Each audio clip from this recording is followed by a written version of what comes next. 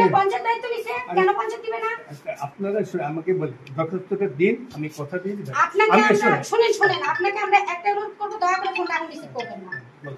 আপনাকে একটাই রিকোয়েস্ট করব, আমাদের প্রত্যেকের একই বক্তব্য আপনারা প্রত্যেকটা মহিলার কাছে শুনতে পারেন বা প্রত্যেকটা ফ্যামিলির কাছে। আমাদের মোটামুটি হাসপাতালে যথেষ্ট ভালো ট্রিটমেন্ট হচ্ছে, স্যার আমাদের যথেষ্ট পরিমাণে হেল্প করতেছে, আমরা স্যারেদের বিরুদ্ধে কোনো কথাই বলবো না। দ্বিতীয়ত কথা হয়, আপনি ফ্যাক্টরি বন্ধ করবেন, না হলে আপনাকে গদি ছাড়তে হবে। এখন আপনি কি করবেন, এখন আপনার সম্পূর্ণ ব্যক্তিগত ব্যাপার। আপনি আজকে আপনাকে ফ্যাক্টরিটা তালা মারতে হবে, তালা আপনাকেই আসতে মারতে হবে, আপনাকেই মারতে হবে। ওটা প্রশাসন বুঝবে, এখানে আপনাকে হ্যাচারি বন্ধ করতে হবে, না হলে আপনাকে গদি ছাড়তে হবে। ল্যাপ্টোস্পাইরা ও হেপাটাইটিস আক্রান্ত রোগীদের সাথে দেখা করতে গিয়ে বিক্ষোভের মুখে পড়লেন বিধায়ক। রোগীর পরিবারের সদস্যদের কাছে বিক্ষোভের মুখে পড়তে হয় রাজগঞ্জের বিধায়ক খগেশ্বর রায়কে। মঙ্গলবার রাজগঞ্জ গ্রামীণ হাসপাতালের রোগীদের খোঁজখবর নিতে যান বিধায়ক। সেই সময় তার সাথে উপস্থিত ছিলেন ব্লক স্বাস্থ্য আধিকারিক রাহুল রায়। এক রোগীর পরিবারের সদস্য বিধায়ককে বলেন, আপনাকে হ্যাচারি বন্ধ করতে হবে, না হলে গদি ছাড়তে হবে। এখন আপনি কি করবেন আপনার ব্যাপার, আপনাকে হ্যাচারির ফ্যাক্টরিতে তালা মারতে হবে। এখানের যতজন আছে সকলের একই কথা। পাশাপাশি রোগীর পরিবাররা ব্লক স্বাস্থ্য আধিকারিকের প্রশংসা করেন, তিনি যথেষ্ট সহযোগিতা করছে বলে জানায় সকলে। বিধায়ক বলেন, আমি 4 বারের বিধায়ক, কখনো এমন ঘটনার সম্মুখীন হতে হয়নি। ল্যাপ্টোস্পাইরা ও হেপাটাইটিস আক্রান্ত হয়েছে প্রচুর মানুষ। আমরা ইতিমধ্যেই স্বাস্থ্য দপ্তরের সাথে কথা বলে চিকিৎসার বন্দোবস্ত করেছি। পাশাপাশি এলাকা থেকে নমুনা সংগ্রহ করা হয়েছে, রিপোর্ট আসলেই বোঝা যাবে কোথা থেকে এই রোগ ছড়াচ্ছে। উল্লেখ্য, জলপাইগুড়ি জেলার রাজগঞ্জের সন্ন্যাসীকাটা গ্রাম পঞ্চায়েতের একাধিক গ্রামে ছড়িয়ে পড়েছে নানা সংক্রামক রোগ।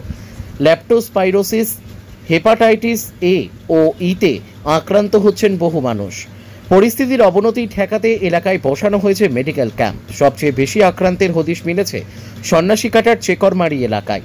পাশাপাশি পেলকুগজ, গিরানগজ সহ আশেপাশের বেশ কয়েকটি গ্রামেও মিলেছে সংক্রমণের খবর। ব্যুরো রিপোর্ট, আমাদের টিভি। ব্যাপারে বেড আমরা অস্থায়ী কিছু বেড বাড়িয়েছি, সংখ্যায় মোটামুটি 10 থেকে 15টা বেড বাড়িয়েছি। এখনও আপনারা যখন গেছিলেন দেখলেন 6টা বেড অলরেডি বেড়েছে, আরও 5টা বেড আসছে, আরও 2-4টে বেড আমরা বাড়াবো। সব নিয়ে 15টার মতো অ্যাডিশনাল বেডস আমরা করছি। পেশেন্ট যদি আসে সেটা ম্যানেজমেন্ট দেওয়ার জন্য, ম্যানেজমেন্ট এই পরিস্থিতি, এই ঘটনাটা ওই গ্রামটার জন্য, স্পেসিফিক এরিয়াসগুলোর জন্য। মাছির জন্য তো খেতেই পারি না, ভাতের মধ্যে পড়তেছে, সবজির মধ্যে পড়তেছে, এখানে তো দাঁড়াই যাচ্ছে না। কি নাম বলেন আপনার? লক্ষ্মী দাস। এই একমাত্র হেপাটাইটিস দুর্গন্ধ থেকে হচ্ছে, আর জন্ডিস যা মাছি, সেই মাছি অত্যাচারে মানে কলের মধ্যে এমন ভাবে বসে থাকে বুড়ো হয়ে যায়, সেই জল খেতে আমাদের ঘৃণা হয়, আতঙ্কে থাকতে পারি, সেটা থেকে আমাদের জন্ডিস সূত্রপাত। তাহলে ইমিডিয়েটলি এখানে 1200, মোটামুটি এই গ্রামে কত আছে? এখানে 1200 লোক আছে। 1200 লোকের মধ্যে মনে করেন যে 1000 লোকেরই এরকম এই জন্ডিস, জ্বর, মাথা ব্যথা, সর্দি, বমি এবং ভাত খাইতে পারতেছে না, উল্টি করে ফেলতেছে, আর প্রচন্ড গন্ধ আসতেছে মুরগি ফার্ম থেকে। আর এই গন্ধের জন্য কেউ খাইতে পারতেছে না। মাছি তো বড় বড় মাছি। শুনে আজকে অতীব দুঃখের বিষয়, মানে কি করে বুঝাবো। আমি 4 টাইম বিধায়ক হলাম, যে এরকম ঘটনা এর আগেও কোনোদিন হয়নি। আমার রাজগঞ্জ বিধানসভার অন্তর্গত সন্ন্যাসীকাটা অঞ্চল চাকরমারিতে 3 দিন ধরে ওখানে একটা হ্যাচারি আছে, ওখানে পাবে যে 3 দিন ধরে বিভিন্ন রকম সর্দি, জ্বর, হেপাটাইটিস না কি যেন নতুন নতুন রোগ, পুরাতন জন্ডিস, বিভিন্ন রকম জ্বর হচ্ছে। এবং সেখানে আমি চাকরমারিতে আমি গিয়েছি, বিভিন্ন পাবলিকের সঙ্গে কথা বলেছি, ওখানে জনপ্রতিনিধি, ওখানে প্রধান পঞ্চায়েত যারা আছে প্রত্যেকের সঙ্গে কথা বলেছি। প্রত্যেকের একই ডিমান্ড যে ওটা হ্যাচারিটার জন্য হচ্ছে। আমি হ্যাচারিটার জন্য হচ্ছে কি হচ্ছে, আমি তো ডাক্তার না। অলরেডি ওখানে পশু চিকিৎসকরা গেছে, বিভিন্ন দপ্তরেরা গেছে ওখানটায় ডাক্তার, তারাই অলরেডি নমুনা সংগ্রহ করছে যে কিসের থেকে এই রোগটা হচ্ছে। তারা নিশ্চয়ই বলবে এবং কাল পরশুর মধ্যে আমরা রিপোর্টটা পাবো। সেখানেই আমি জানতে পারলাম সেখানে জানি যে বিভিন্ন জায়গায় বিভিন্ন পেশেন্টরা ভর্তি আছে। যেমন আমি ওখানেই শুনলাম যে মগাডিঙ্গি হসপিটালে, যেহেতু আমার এটা ব্লক, এখানটা 17 জনের মধ্যে ভর্তি আছে।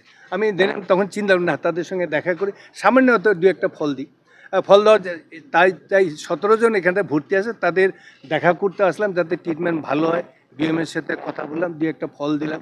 এবং যেটা শুনলাম মেডিকেলে ভর্তি আছে, মেডিকেল অলরেডি আমাদের গৌতম দেব চেয়ারম্যান, গৌতম দেব বাইরে আছে, ওর পিএ যে আছে অরিন্দমকে বললাম যে ওখানে যারা পেশেন্ট আছে ভালো করে যাতে ট্রিটমেন্ট হয়। আরও বিভিন্ন নার্সিংহোমে যারা আছে তাদের সঙ্গে আমি যোগাযোগ করেছি যাতে ট্রিটমেন্টটা ভালো হয়। এবং আমাদের নিশ্চয়ই আপনারা জানেন বর্তমানে আমাদের মুখ্যমন্ত্রী মমতা মানে যে কোনো ব্যাপারে যাতে কেউ যাতে অসুস্থ হয়ে না থাকে তাড়াতাড়ি সুস্থ তার কিন্তু ব্যবস্থা অলরেডি করেছে এবং সেটা সাহেবও বলছে। এবং আমি অবাক হয়েছি পরশুদিন থেকে বিএমএস সাহেব ওখানে কন্টিনিউ করেছে, পরশুদিনও ছিল, গতকালও ছিল, আজকে আমার সঙ্গে আসে এবং সুন্দরভাবে তাদের যাতে তাড়াতাড়ি সুস্থ হয়ে উঠে তার ব্যবস্থা করা হচ্ছে। এবং যেটা দেখলাম বেডেরও আরও বেড প্রয়োজন আছে, ইমার্জেন্সি এখানে ইমার্জেন্সি বেডের প্রয়োজন আছে, অ্যাম্বুলেন্সের প্রয়োজন আছে, অলরেডি কথা হয়ে গেছে অ্যাম্বুলেন্স এখানে যথারীতি অ্যাম্বুলেন্স 3-4টা যাতে অ্যাম্বুলেন্স যারা মানে বেশি অসুস্থ হয়ে দিন যাতে তাদের। পুজোর আগে স্বনির্ভরতার পথে প্রথম পদক্ষেপ নিন। বাড়ির কাজ বা পড়াশোনার পাশাপাশি আয় করতে চান? সেলাই শিখে নিজের পায়ে দাঁড়ান। ড্রয়িং সহ কাটিং সেলাই শিখুন সহজ পদ্ধতিতে, অল্প খরচে ও কম সময়ে। আজই ভর্তি হন দীপা সেলাই সেন্টারে। প্রশিক্ষণের শেষে পাবেন সার্টিফিকেট। ঠিকানা ডাউকিমারি রামভোলার মাঠ এবং কালীরহাট বিদ্যালয় পাড়া। যোগাযোগ করুন 7866960719। আর দেরি নয়, আজই শুরু করুন স্বনির্ভরতার নতুন যাত্রা। আমরা আছি আপনার ফোনের অপেক্ষায়।